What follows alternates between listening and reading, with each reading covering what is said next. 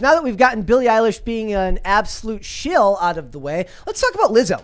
So Lizzo turned cancel culture into a racial argument. Is Lizzo based though? Lizzo anti-cancel culture? It's like that's so like the most charitable possible take you could have from this. Guys, don't get it twisted.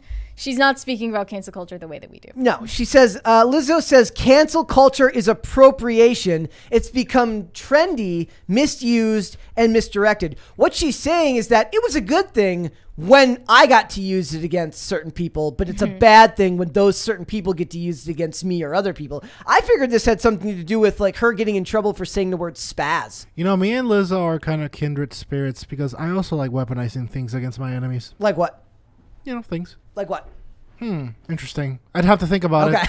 So many options. I don't know. Do you think I didn't expect that joke to get elaborated. This is her like pushing back on the fact that she got called you can't say spaz, and she bent the knee right away. Spaz. Well, yeah. Now Lizzo has Trigger arbitrarily decided that as soon as she becomes the target of cancel culture, then it's being misused. Here was her full take. She said, "This may be a random time to say this, but it's on my heart. Cancel culture is appropriation. There was real outrage from truly marginalized people, and now it's become trendy, misused, and misdirected. I hope we can phase out of this and focus our outrage on the real problems." What's the real problem? So Lizzo thinks that her using the word spaz in a song lyric is not a real problem, but I say, you know, Lizzo, whatever you think is a real problem, it actually also doesn't matter. Which, yeah, it's like everyone believes that their problems are the real problems. I'd love to see Lizzo's like official top 10 list of real problems that we're supposed to care about. By the way, bet all of them are stupid. Trigger warning, we're going to say spaz a lot. So trigger warning, everyone. I refuse to like let I think when okay, in the chat, guys, we covered this story originally where Lizzo got in trouble for having the word spaz in a song, and then Beyonce did as well. I'm like, Mary knows that I will bend over backwards to like help people out. To like, I use the pronouns you asked for. I refuse to not say spaz. I'm not doing that. Spaz, it's fine. I mean, we're saying it right now. Yes. So it's what her problems are, and everyone believes this, right? Everyone believes that their problems are the real problems that need solving. It's kind of like a weird, almost postmodern idea, right? Like it's like everyone just takes their own idea of what the real issues are and make it so. But the problem is she has the platform. I feel like there's a good libertarian joke in there here, but it's just not coming. Oh, there was a really funny one that I got into with somebody over the weekend because I went to the public library. I had to go to the public library to get something notarized this weekend, and the very first book, as soon as you walk in, is a book on open borders. It's like literally front, there's like boom. So it's like open border. It's like the argument for open borders, and it was written by some economic libertarian was the way the guy's authorship was described, like a self-described economic libertarian. And then like Lydia was like explaining to me like that's a big thing in like the actual libertarian party is the idea of open borders. So it's just really funny to me. I was like looking at that book. I'm like, yeah, propaganda. Awesome. Fantastic. How little things change. So I think libertarian is a title that you use was like, I care very passionately about this, but I don't want to go explain. Wait, I do want to go explaining. They explain all the time, those libertarians. Also, the other thing here is like they talk about the difference between cancel culture and being held accountable. Accountability culture. There's no difference. Which is BS because like I remember the term cancel culture. When do you guys remember hearing that for the first time? Cancel culture? Yeah. I don't know. That's a good question. I don't know. Because I remember it was like when I was still in I was like still in high school. This was during like the height of like once again like the beauty influencer drama stuff, and they're like, this is cancel culture. This is cancel culture, and I was like looking into what that meant, and since then to me it's always referred to the same thing, which is a concerted collective effort to dox an individual and take away their ability to make a livelihood for themselves, as well as from their friends or family members who don't condemn them. They want, it's not so much that they don't want you to just be out of a job. They want you to be out of a job. They want you to be homeless. They want you to literally, and even if you bend the knee, it's never enough. Like it's never enough. You're always still guilty. Or you apologize and they say you weren't sincere. Yeah, right. No apology is good enough. Nope. That's why you should know, like, it's kind of weird. Like, this is like a discussion I actually have on a regular basis. Like, is the idea of like, when is it good to apologize? And the idea is that it's good to apologize when you're apologizing to an individual. It's never good to apologize when you're apologizing to a collective. This topic goes perfectly with my story. Okay. Well, we're not there yet. We'll get there. I would just say, but I don't know, but be excited. Dane's like over here pushing for his issue. I just think this is why celebrities are the last people we see have any room to claim they're a victim of cancel culture, because they are anti-fragile because of their platforms, because of their money that could last Lizzo, I'm sure, a lifetime or more. And they want to be the perpetrators of cancel culture while at the same time being immune to its effects. Yep. I think Lizzo probably thinks of herself as a victim of the misuse of cancel culture, which I'm not saying people should have gotten all up in arms about her using the word spaz. That's obviously a stupid thing to care about, but like, you earn your first world problems. Remember, live with them, accept it. Bring back the term first world problems. It was the great unifier. It reminded everyone that lives here, especially in America, that whatever your race, creed, color, sexuality, you are still far more privileged than 90% of the world. I never heard people say first world problems. I would always hear white people problems. I've seen both. It was always first world problem. I mean, I hear that one too. I told you the story on Friday about the guy who broke into the school to save the people from the blizzard. Guy broke into a school to save a bunch of people from a blizzard over the holidays, and someone's like, "Good thing he was white." Like that's the only way you would have gotten away with this. Yeah, no cop breaking and entering. Yeah. So whatever. But no, it was like first world problems was a great way of like, I think about this a lot. Whenever I see people make ridiculous videos online, who would do that? Videos that I love. Right? I'm just like, we're allowed to do this because in the grand scheme of things, we have a very, very comfortable life here. Maybe not everyone's super financially stable all the time, but in general, you have very few in the way of actual struggles in your day-to-day life compared to other places in the world. Particularly if you're someone as privileged as Lizzo, where her biggest problem is that people on the internet bully her for being fat. Just turn off the computer. I mean, yeah, literally. Just she's turn also off the made computer. like an entire marketing angle out of the fact that she's overweight. It's her whole personality. Like, this is the least interesting thing about you that you could use to get attention, but somehow it's working. Yeah, you sing pretty.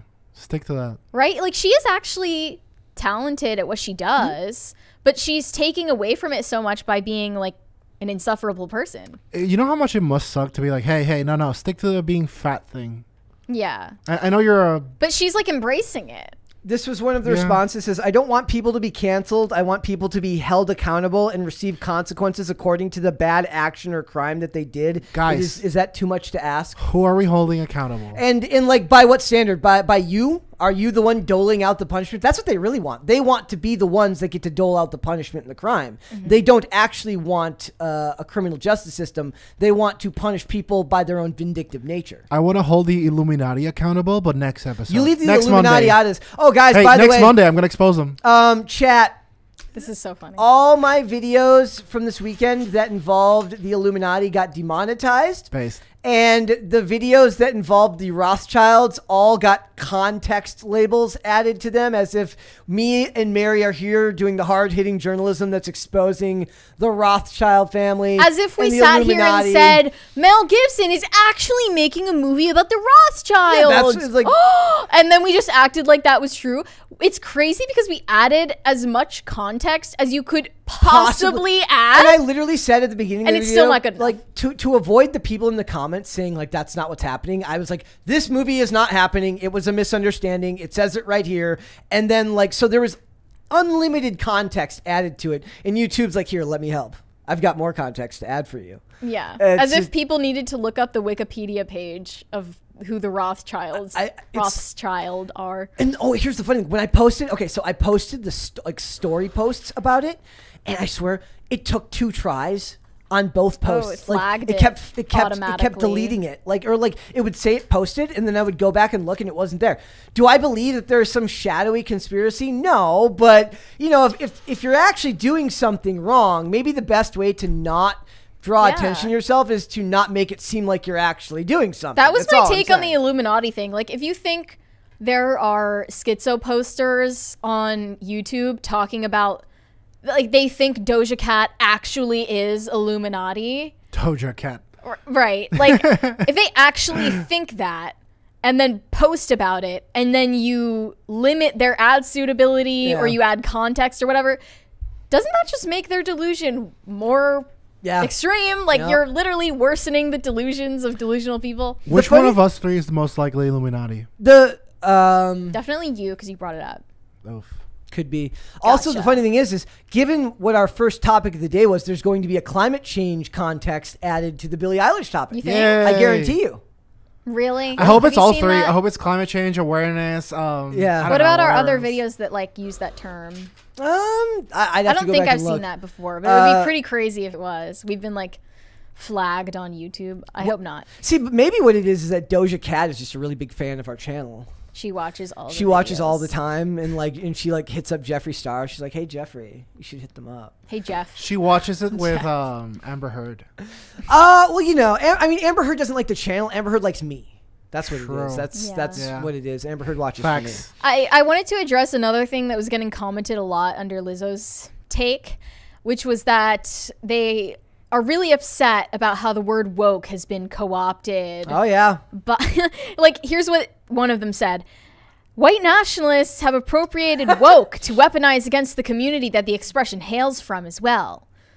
I would love to know what that community is, but the only context anyone saw about the word woke was people who think having like left-wing social justice beliefs makes you awake and everyone else is asleep. Yeah. That is not particular to any, quote, community. No. And it was appropriated because it sounded stupid in the first place. When was the first time you heard that term? Woke? Yeah. Definitely around like anti-SJW YouTube. 2012. No, for me, I remember when woke was still being used before leftists got super SJWs. I think it was on the arc where atheism was like super big on YouTube. Yeah, The Amazing Atheist. Yeah, and people were saying woke as if like cognizant of things that are actually happening. And then the worst people in the universe got hold of it, and here we are. I know you wouldn't have gone through an atheist phase, obviously. Did you ever go through a heavy I'm a rebellious atheist phase? Richard Dawkins I would never fanboy? I would say I was agnostic because I was P word. Okay. I mean, okay. LOL. I don't get what's the P word? Well, I mean, we you can't really say want me it to on say YouTube. it, Brett? No, Dane, don't say it. But like, We're kind of getting off topic. This is the topic now. I want to bring awareness. It says, but my favorite of all of them was after her post, somebody says, "Unfortunately, hun," which is weird because usually you only say hun on the internet if you're trying to be mean to someone. It's kind of like calling someone sweetie on the internet. You deserve to be just like, I'm not an authoritarian, but you should probably get a 24-hour ban for using sweetie ever. Anytime. I love being called sweetie. Not on the internet. It's a different thing. It says, unfortunately, hun, the bigots have gotten loud, so our outrage has to be louder. Everyone's just outraging together. The language of focusing our outrage on the real problems is insane, because when has just outrage without anything else to it ever solved a problem? Well, what problem has actually been solved? Pretty much every debate between men and women. What problems has, like, can anybody think of like a problem Hollywood outrage has actually solved? I don't even understand. That's not like a point. Subscribe for more misogyny. Mere outrage with nothing productive behind it has never really solved a problem. Yeah, I'm trying to think of an example where it has solved something recently. No, I can't and I'm not even saying it's wrong to be angry about something that's unjust. It just can't be pure anger because otherwise you're just looking to destroy people. Yeah. Well, that's what they like. I know. They don't want a criminal justice system. They don't want people to actually be tried by a group of their peers, because they want to have the authoritarian power to punish you indiscriminately for stuff that they don't like, based on, you know, whatever their emotionally stunted view of the world is today. Thanks for watching this clip, guys. If you want to see full episodes or follow us on social media, links are in the description below. Bye. Bye.